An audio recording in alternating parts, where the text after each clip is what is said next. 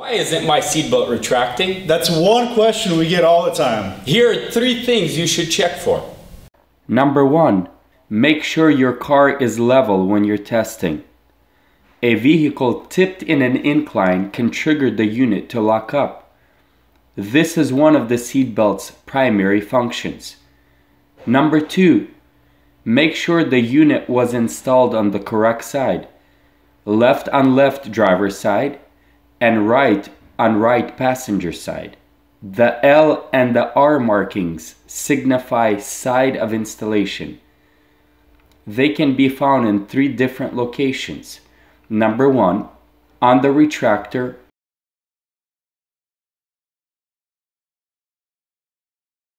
or on a label, or printed directly on the metal.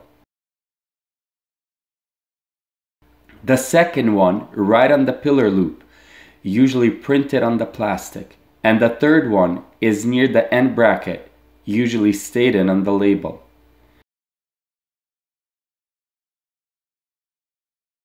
If the belt is still not retracting, you may have to look back at the installation.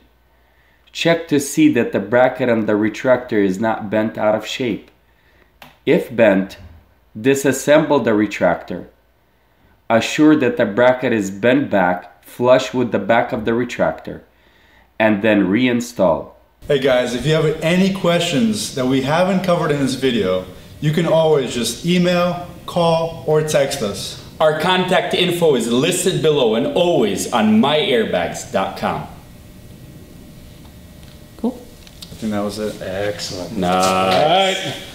No. That's a wrap. Oh yeah. There we go. Good going. Yes. Woohoo.